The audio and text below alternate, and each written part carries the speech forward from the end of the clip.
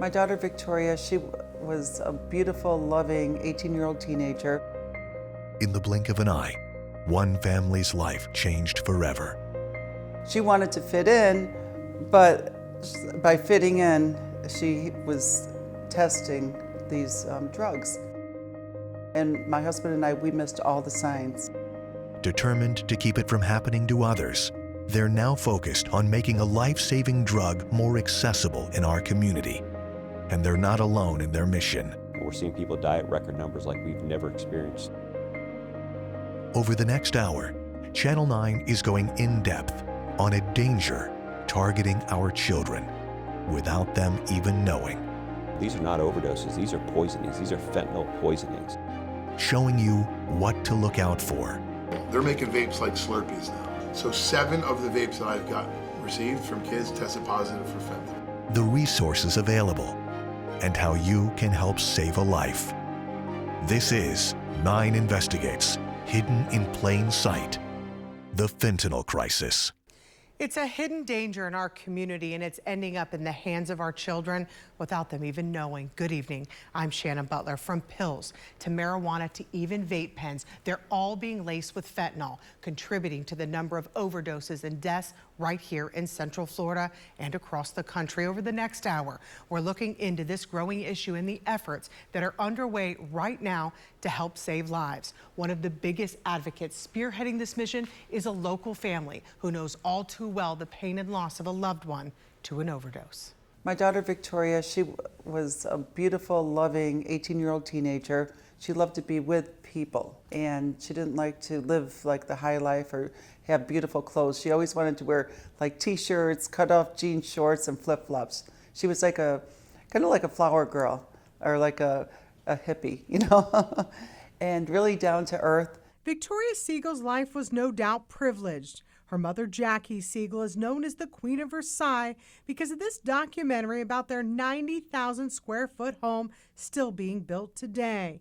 And Jackie's husband, David, is a timeshare tycoon, but it was also troubled. What do you think started the spiral? What really started the spiral is, well, as teenagers, it was in middle school, and they all, it's all part of growing up.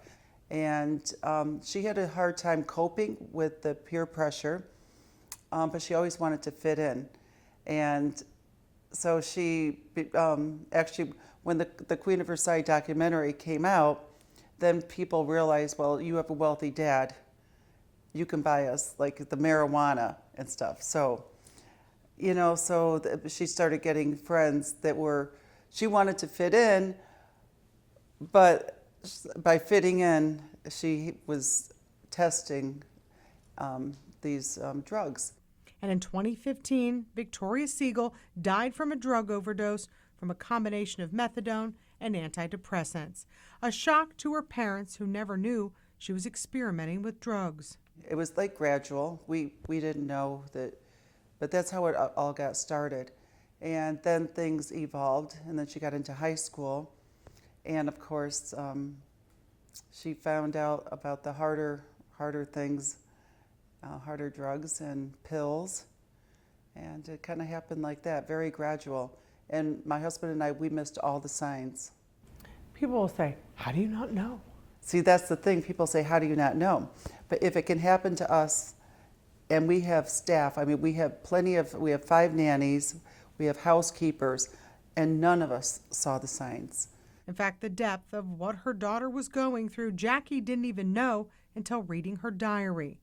Just before her death, she texts her friend telling him where to find it, saying, quote, "I've never shown anyone my journal, but there's no one else I would rather pass it on to than you.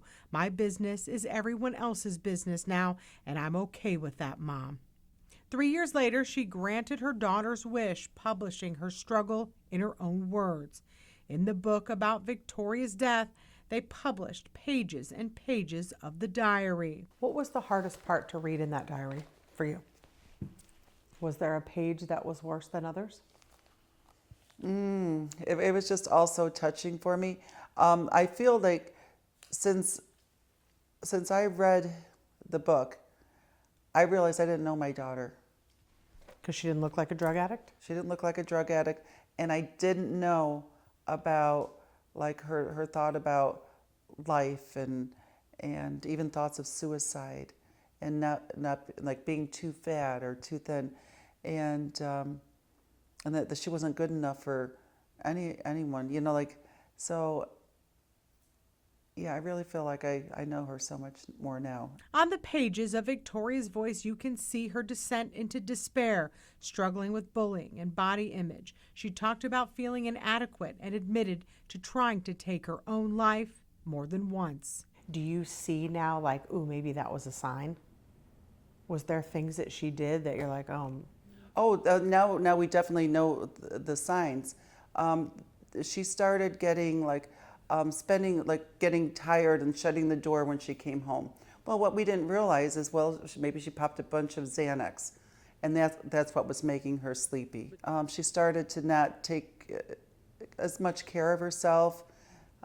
She started losing like weight real quick, which I would think could be from like cocaine or things like that. And then so in our book we have all of these warning signs that we missed. And as hard as it was to read, right there on the pages, a roadmap of her addiction: pot, cocaine, and pills. A little more than a month before she died, she told her parents she had a problem with Xanax and went to rehab. In Victoria's diary, she wrote, "I've caught this disease called life. To find the only cure is death." That had to have been very difficult as a mother to read. Mm-hmm. That your daughter thought life was more like a disease and you didn't know it. See, and that's the thing. Part of her struggles, she kept everything inside. But the family turned their pain into purpose. Even David Siegel took a step back from the business to focus his efforts here on the fight against opioids, starting the foundation named for their daughter. And that's what brings us here today to their latest fight to get the word out about naloxone. This year, through their foundation, Victoria's Voice, the Siegels launched the Get, Give, Save movement. Get naloxone. Give naloxone, save a life. It's aimed at raising awareness and making naloxone more accessible across our community. For those who don't know, naloxone, also known as Narcan, is a life-saving medication that can reverse the overdose from opioids, including fentanyl. It comes in two forms: a nasal spray or injectable that anyone can use without medical training or a prescription. Here's how it works. According to the CDC, it quickly reverses an overdose by blocking the effects of opioids. It can restore normal breathing within 2 to 3 minutes, and it won't harm someone if they're overdosing on drugs other than opioids. And it is not dangerous to administer Narcan to anybody. And the reason is, it's such a selective antidote to opioids that it only has one function, and that's to kick the opioid off of the opioid receptor. So in a setting where you might be confused or apprehensive as to whether or not it is an opioid overdose, the answer is to always err on the side of caution and administer the Narcan. When it comes to giving someone naloxone, pharmacist Christopher Bender with Diamond Drugs, the official partner of Victoria's Voice, says time is of the essence. Coming up, he'll walk us through the essential steps you need to take if you see someone who is overdosing. Plus, and they're so small, they try to make them so small to fit in a middle school kid's hand in the middle school kid's pocket. Kids are using vape pens to get high, but do you know what they look like? We'll show you some of the everyday objects being used to disguise these devices that are showing up in schools across the country. And we want you to know there is help out there if you or someone you know is in crisis and needs help. The National Suicide and Crisis Lifeline provides free and confidential support 24/7. You can call or text 988 to be connected to a mental health professional that is ready to help. You can also be connected with a substance or mental health provider through the Mental Health Services Administration National Helpline. That number is 1-800-662-HELP.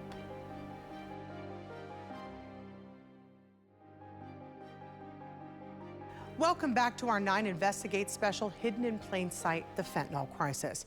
Across Central Florida, we've seen the rise in numbers of teens overdosing on fentanyl, and many don't even realize they have the deadly substance until it's too late.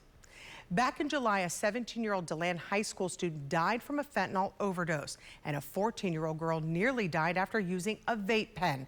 Volusia County deputies say those teens got the drugs from a fellow student. Now he's facing manslaughter charges following the arrest. Sheriff Mike Chitwood had this message for school leaders. We all need to get on board here. Fentanyl is everywhere. It's in marijuana. It's in Adderall. It's in vape pens. People are dying at an incredible ratio, and it's now in our schools. Sheriff Chitwood is now pushing for naloxone to be on every school campus across the county. Meanwhile, there's also a push to get naloxone out into the community. That's where the Volusia Recovery Alliance comes in. The nonprofit in Daytona Beach plays a big role in getting naloxone into more people's hands. Volunteers hand the medication out at churches and community centers. The center estimates it hands out about 300 kits a month, potentially saving 300 lives. One of the volunteers who takes part in this effort is Ryan Foster. I first spoke to Foster back in January. He was a drug addict for 20 years. His drug of choice, heroin. Got to a point where I couldn't imagine myself sober, and I couldn't imagine myself using, and that's a dark place to be. It was naloxone that saved his life not once, but 18 times. It took that many close calls before he was able to confront his addiction. Ryan has since turned his life around and now hands out the very drug that saved his life. Because if it had not been for Narcan, do you think you would be dead? Oh, 100%. 100%. You know, today I'm a father of an 8-year-old boy and a 5-month-old boy, you know, and I'm trying to be the generation that stops my kids from having to go through some of the situations that I've been through. And I wouldn't have an opportunity to be a father, to try to be a leader in the recovery community. Since the organization was created in 2019, Volusia Recovery Alliance has handed out more than 13,000 naloxone kits and trained more than 6,000 people on how to use it, resulting in 190 overdose reversals using naloxone. We're also starting to see naloxone pop up in the workplace more. This month alone, election offices in 6 states received suspicious letters, including some that contained fentanyl. It's not only prompted an FBI investigation, but now some of our local offices are making safety changes to keep their workers safe. In Seminole County, the supervisor of elections is now deploying Narcan within its office in case of an exposure. We checked with the Orange County supervisor of elections to see if they plan to do the same. They told us they already have it prior to this incident. We have to change the narrative of what we're saying. We call these overdoses, but in many regards and in the eyes of the law, these are not overdoses. These are poisonings. These are fentanyl poisonings, and they need to be treated as such. On a mission to arrest and charge drug dealers with murder still ahead, we'll take a look at the progress being made, plus the role the Siegel family has played in arming officers with naloxone.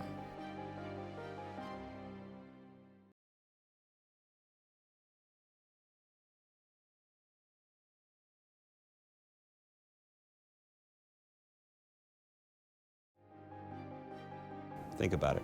100 times more potent than morphine, 50 times more potent than heroin, and a microgram is a lethal dose. And we're seeing people die at record numbers like we've never experienced in this country before. The fight against fentanyl in one local county has resulted in 35 people being charged with first-degree murder since 2017. That's when former Florida Governor Rick Scott signed a bill into law allowing prosecutors to charge fentanyl dealers with a homicide if they sell a deadly dose of the drug. In 2022, Governor Ron DeSantis increased mandatory minimum sentences. Then earlier this year, DeSantis signed a bill into law making it a first-degree felony to possess, sell, or make fentanyl. Now drug dealers can face a life sentence. It's that life sentence several local law enforcement agencies have been pushing for in order to keep this drug out of the hands of our children. And Seminole County Sheriff Dennis Lima has made it his mission to lock these drug dealers up. It's been a difficult year. Obviously, I lost my beautiful son. He was born this month. Almost 28 years ago. It's stories like Stacy Felter's that has Seminole County Sheriff Dennis Lima on a mission to arrest drug dealers and charge them with murder. Her son Tristan died in early January when he took a pill laced with fentanyl.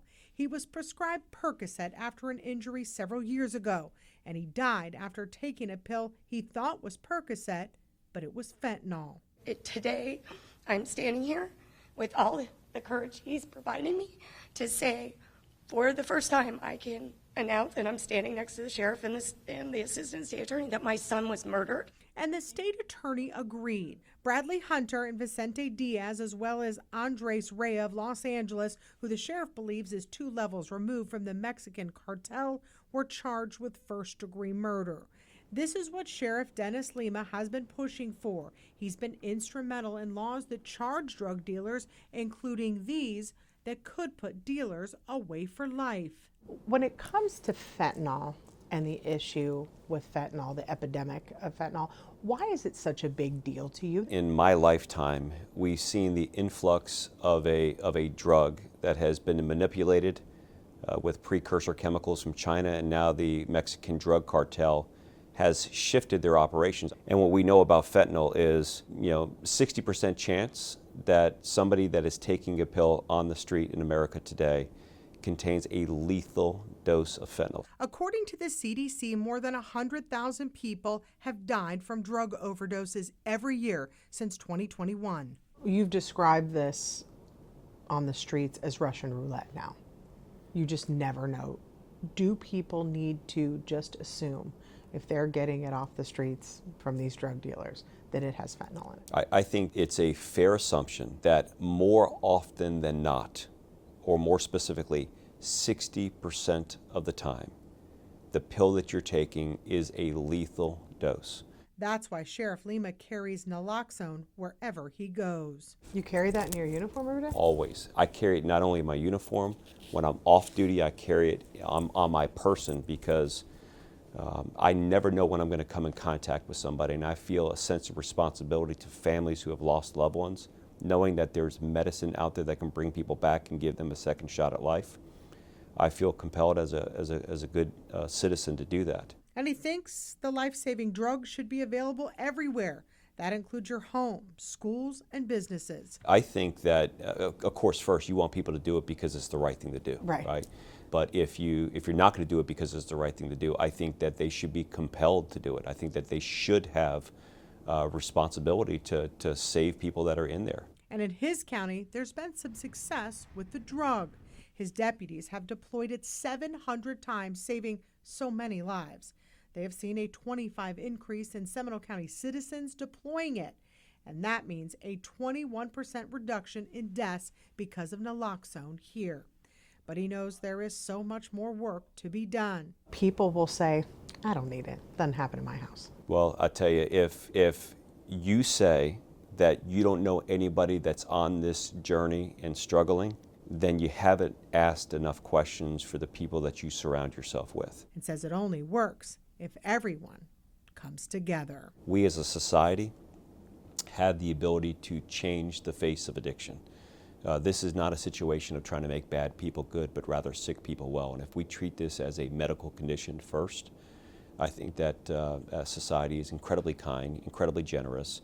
Sheriff Lima told me his department started carrying and using naloxone because of David and Jackie Siegel. He says following the death of their daughter Victoria, the family came to him about the life-saving drug that is now in the hands of all of his deputies. It was David Siegel and Jackie Siegel's tragic experience that actually introduced most policing professionals to the presence of Narcan or the life-saving properties of naloxone. Prior to that, the drug had been around for 60 years, but we weren't equipped with it. We had no idea it was out there. David funded that. He had a couple of meetings at UCF, and it's funny that every time I wear it, some people carry it in a package. David is actually the one that taught me. He says, Dennis, don't carry that in a package. Take it out of the package, because that one extra second may be the second that's needed to save somebody's life. Sheriff Lima has another weapon in the fight against opioids, one designed to help people on their road to recovery. Still ahead, the help it's providing to those who can't afford rehab. Plus, the 3 most dangerous words you could ever utter as a parent is not my kid. Because it's never your kid until it is your kid. But then when it's your kid, what do you do? the warning signs you need to look out for that could save your child's life.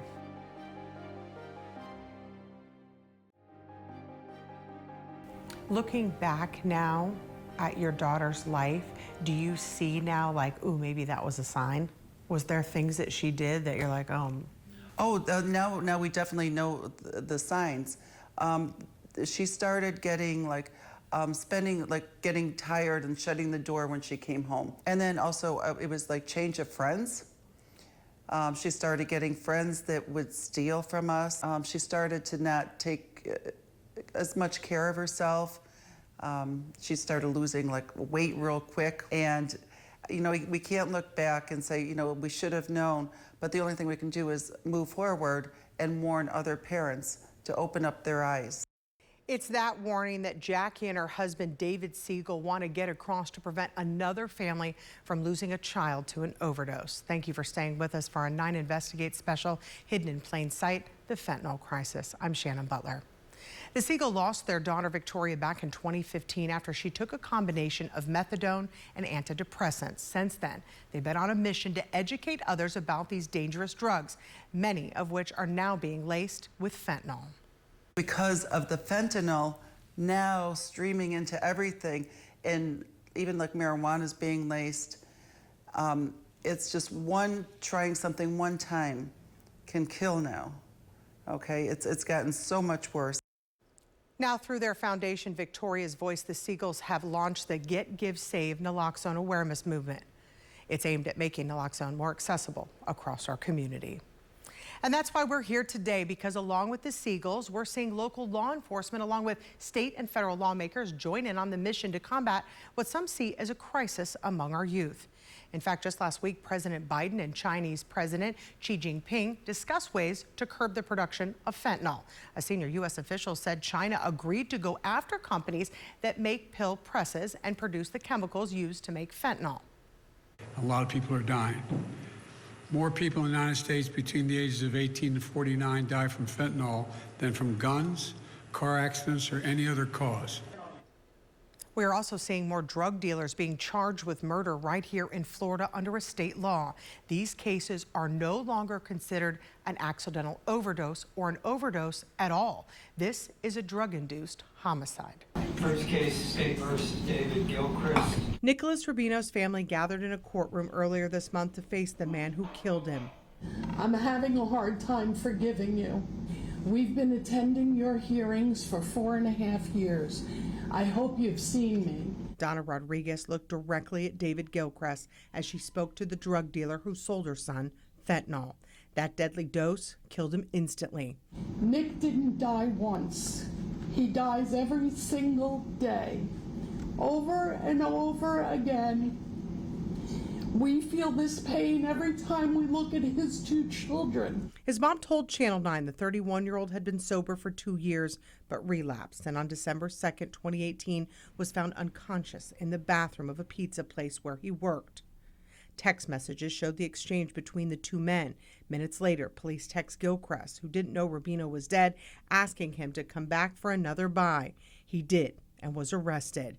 Rubino's mother says text messages showed her son asked for heroin, not fentanyl. That switch helped pave the way for a first-degree murder charge. Gilcrest was indicted, but now years later took a plea and will spend 30 years in prison.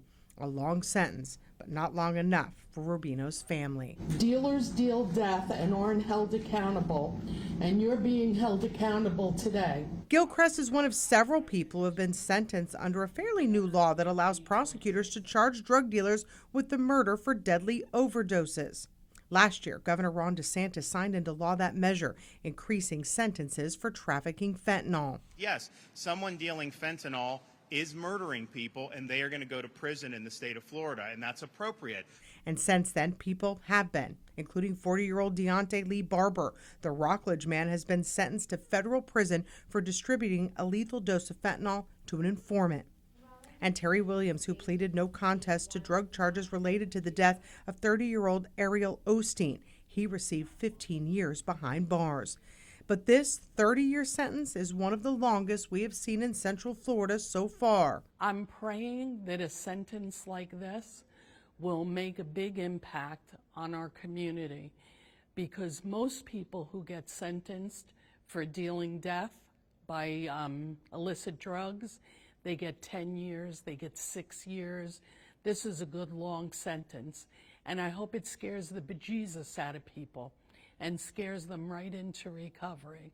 While Florida has ramped up its criminal penalties charging dealers who sell deadly doses of fentanyl with murder, some lawmakers want to see that same punishment implemented nationwide. But we need to have both state and federal laws, so however you can go after somebody for killing our kids and our family members, because that's what they're doing. They're murdering our families, and so I think we need to increase the penalties, and we need to as uniform as they can. But I want to have as many ways to go after these they're murderers. Senator Rick Scott has also introduced a bill that would require school workers to learn how to administer naloxone.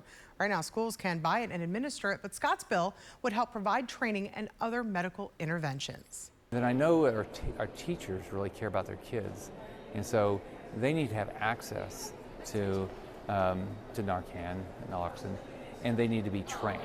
All right, just like our sheriff's departments and our police departments, everybody's going to have to, unfortunately, they're being trained. Here in Seminole County, there is a different approach, a community partnership-based facility that's trying to bridge the gap for those trying to recover but can't afford it.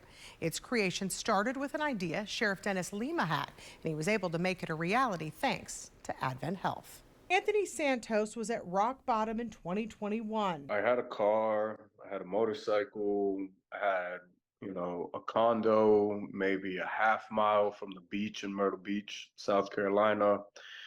I lost it all within 6 months. For months, he had been crashing on friends' couches, homeless and addicted to drugs, and not just any drug. His drug of choice was fentanyl. In April of 2021, Anthony entered Advent Health Hope and Healing Center. 6 days clean. It was the longest he had gone without using opioids in years. Do you feel if it had not been for that facility, we would be here talking today? Absolutely not. Nope. Because you were doing the real deal. I mean, it can't be lost on you that fentanyl kills people all the time. No, I've lost many people. I've lost many friends. I've seen people. I've touched cold bodies. I know what fentanyl does. Anthony entered the center during the pandemic. Lockdown, school closings, and all that went with it drove an increase in substance abuse across the state and in Central Florida. And that year, overdose deaths in Orange, Osceola, and Seminole counties rose 28% from March of 2020 to March of 2021, propelled by fentanyl.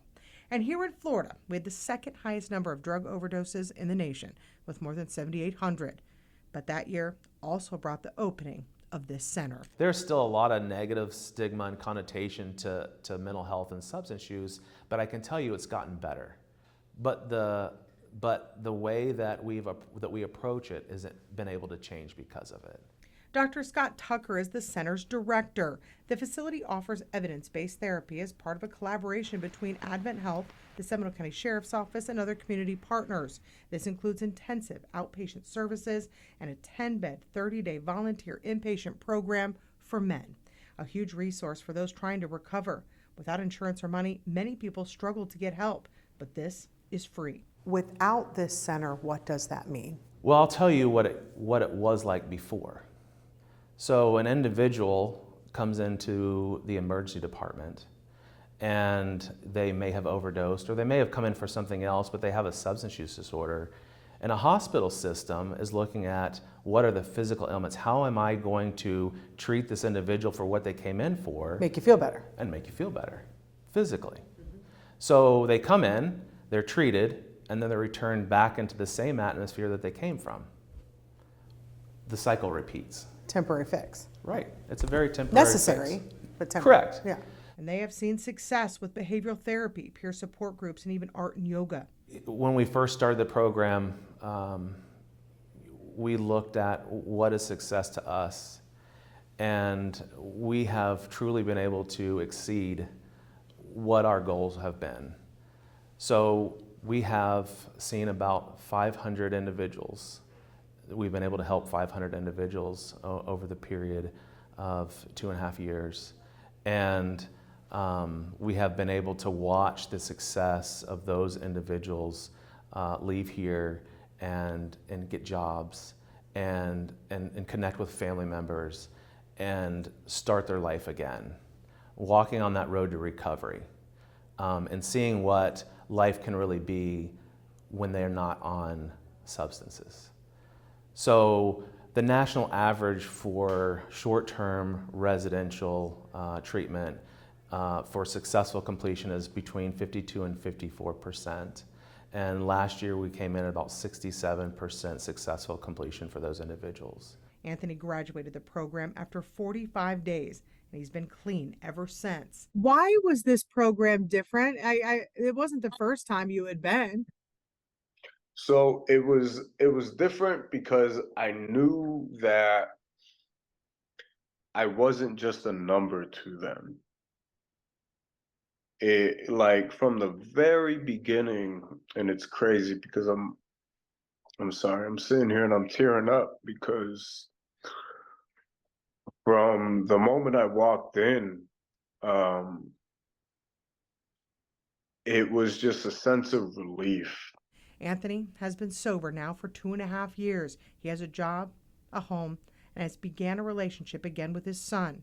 He gives back to this center, talking to others about their struggles, giving them hope that there is a better life on the other side of addiction.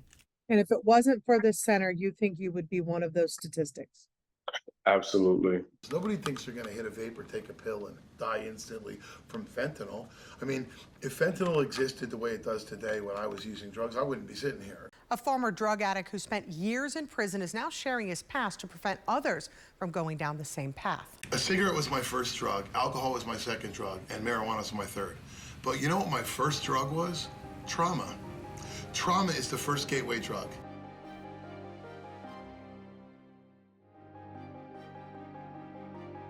Nowadays, one pill can kill. A vape that's laced with fentanyl kills. Vape pens, they're devices more and more kids and teens are using to get high. They're being designed to look like everyday objects, and sometimes they're laced with fentanyl. So the question is, do you know how to spot one? Take a look. From inhalers to highlighters and smartwatches, these are all vapes.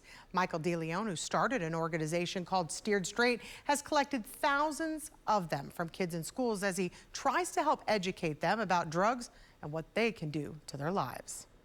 And so I started smoking weed. I was 11 years of age. Nicotine, alcohol, and marijuana.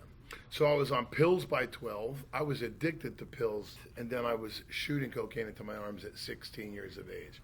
And at 17, I had switched to heroin my senior year of high school. I'm shooting heroin every single day. And 2 days before my 19th birthday, I met methamphetamine, and meth and heroin and cocaine took me on a journey.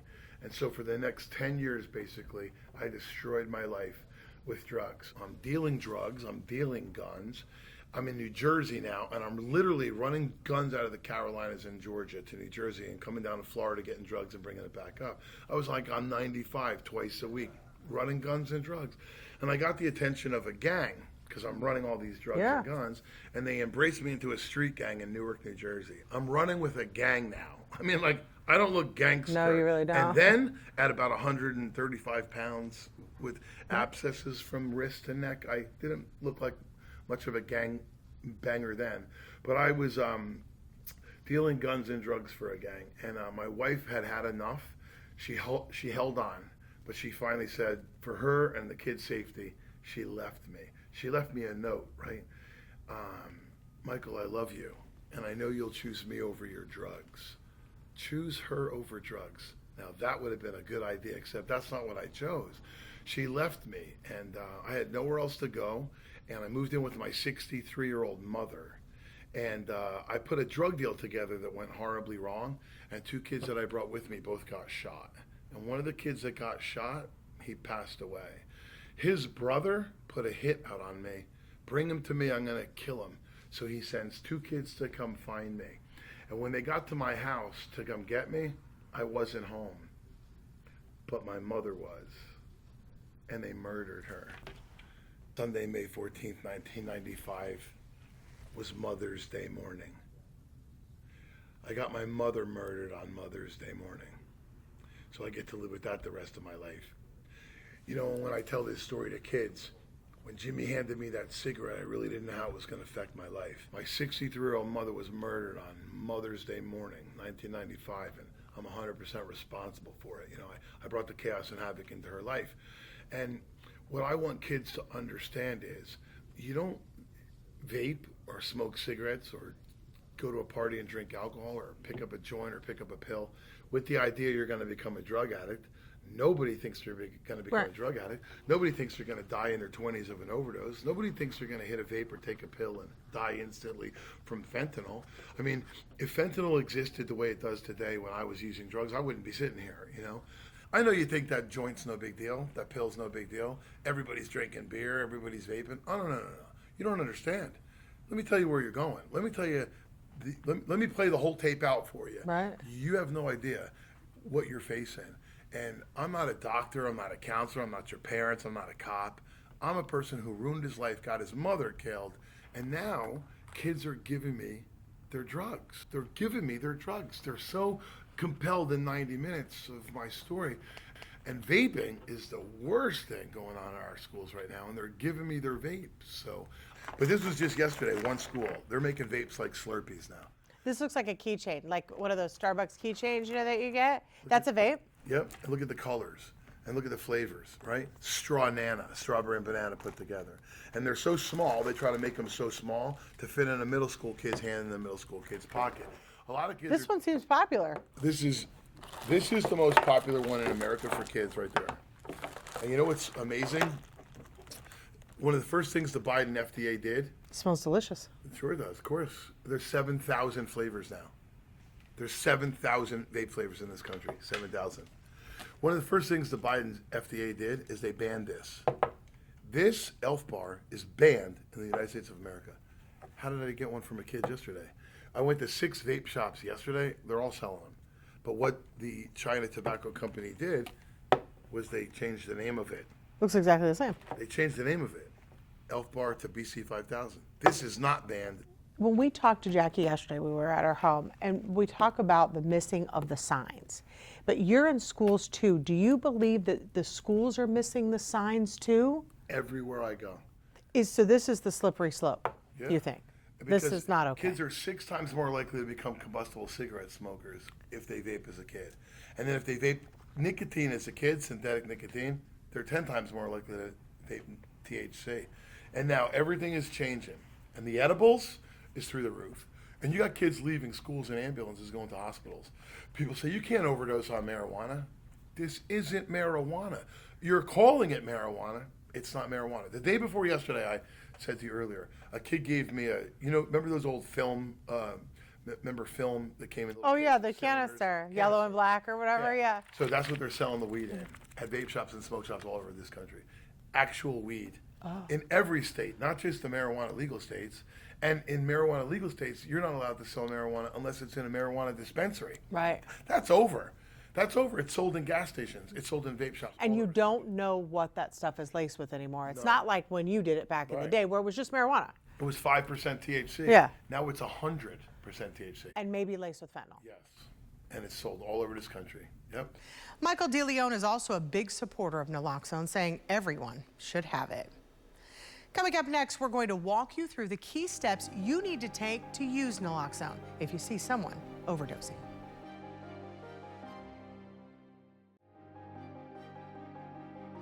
Because obviously this is something that's not going away, and it's only getting worse, as we've seen in recent years, and it's such a simple tool that we have that can save a life.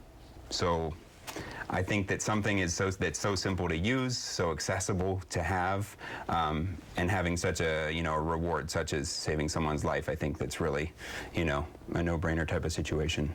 Over the past hour, we've told you about the hidden dangers of fentanyl, just how often it's popping up across Central Florida, and the important role naloxone can play in saving someone's life.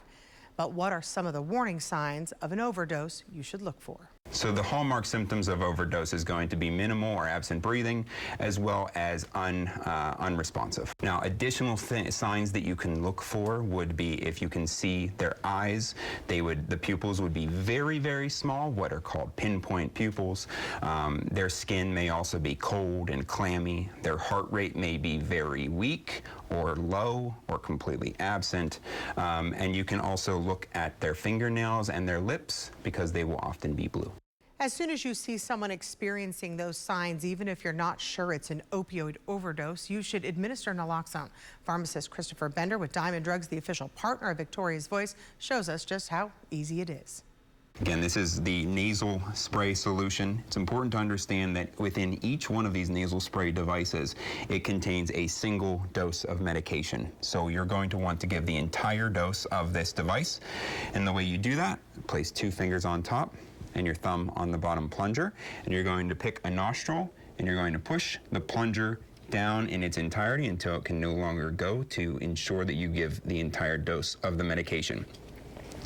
What we're going to do from here is we're going to give the medication 2 to 3 minutes to work, because that's how long it typically takes to work. But it's important to understand that in the meantime, there are other things that we can do. First, we call 911 so that we can get EMS services onto the scene as soon as possible. And then we assess the patient to see if they have either a pulse or if they are breathing at all. If they do not have a pulse, and if you happen to be CPR certified, this is the time and place to perform CPR. However, if they do have a pulse, or if you are not CPR certified, this is the time and place to start giving rescue breaths. We're going to do this, again, for that 2 to 3 minute waiting period. If the patient does not come to, we grab another dose of the Narcan naloxone nasal spray, and we're going to do the same exact steps in the opposite nostril, the unused nostril. So again, thumb on the plunger, in the nostril, press the entire way down, making sure that we've given the entire dose of the medication, and we continue to give rescue breaths until EMS services arrive on the scene.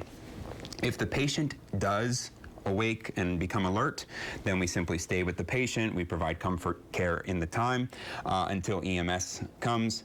If they do not come to after 2 doses, it's important to remember that if you have them, continue giving additional doses every 2 to 3 minutes, with giving rescue breaths in between. You cannot give too much Narcan. There will be no adverse effects from giving too much Narcan or naloxone to the patient.